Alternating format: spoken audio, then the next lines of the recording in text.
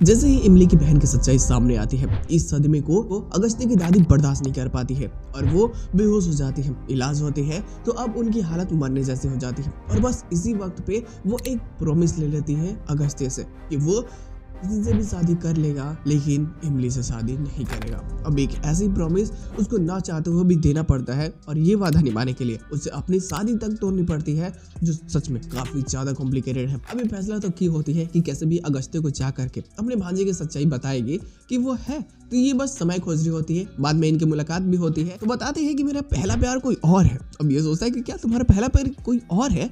इसको लगता है कि कोई लड़का तो नहीं ना है। अब ये बहुत गुस्सा, बोलो बताओ कौन है? वो बोलती नहीं वो मेरा भांजा है, उसका नाम आंसू है, वो अब एक हॉस्टल में रहता है। ये बताती है कि उसे लाना होगा। बोलता है कि ठीक है मैं लेकर के आऊँगा तुम्हारे पहले प्यार को तुम्हारे पास में। लेकिन ये जैसे इधर वादा करता है उधर में विश्वा तो पहुंच ही जाता है। उससे पहले दोस्ती करता है, उसको बताता है कि मैं इमली का ही दोस्त हूँ और मेरे पास में तुम्हारे डैड से जुड़े हुए कुछ चीज़ें हैं। उसको उसके डैड का फोटो, उसकी मॉम का फोटो, ये सब देता है और बोलता है कि देखो तुम मेरे दोस्त हो ना, घर जा करके ये फोटो तुम सबके सामने दिखाओगे और बोलोगे कि तुम इनके बच्चे हो, ठीक है? वो भी इसकी बात को मान जाता है और पूरी तैयारी विश्वा करवा देता है। जब तक अगस्त्य यहाँ पे पहुंचता है तब तक ये पूरा सामान अपना पैक करके बैठा हुआ होता है और फिर अगस्त्य जब इसको देखता है तो वो भी बहुत खुश होता है कि अरे ये तो वही लड़का जिसकी मैंने मदद की थी। और वेल अब वो उसको घर लेकर के जाने की तैयारी करने लगता है। घर लेकर के जैसे आ ही रहा होता है तो रास्ते में ये भी सोच लेता है कि मेरे लिए तो ये सबसे खुशी की बात है कि मैं आज अपने मॉम डैड से मिलूंगा। ऐसा इसको लगता है कि मेरे मॉम डैड के बारे में जो भी चीज़ें हैं वो मुझे आज पता चल जाएगी।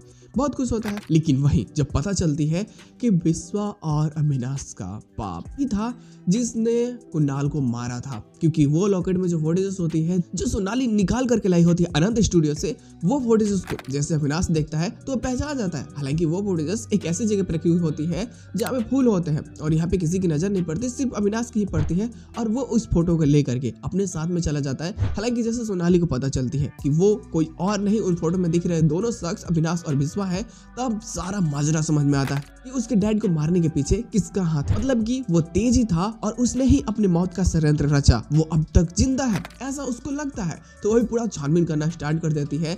इधर में जब तक ही पहुंचते तब तक काफी लेट हो चुकी होती है। हालांकि बाद में आते हैं, शादी की पूरी तैयारी होने लगती है और समझो कि खुशी का माहौल सबके अंदर समा जाता है। हालांकि इसके साथ में एपिसोड की एंडिंग कर दी जाती है। उसका सीन ये होता है कि अगस्त्य जैसे वो भर्ती होते हॉस्पिटल से घर आती है, बेहोश तो हो चुकी होती है, उनकी हालत भी बहुत ज़्यादा खराब होती है।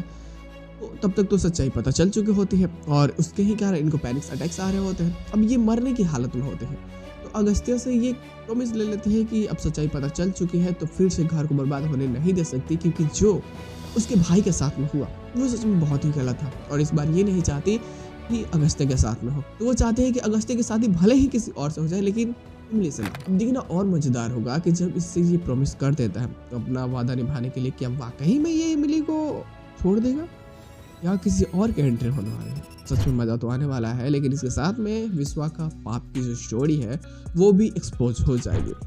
ये सबसे ज्यादा मजेदार होगा और काफी ज्यादा कॉम्प्लिकेटेड भी।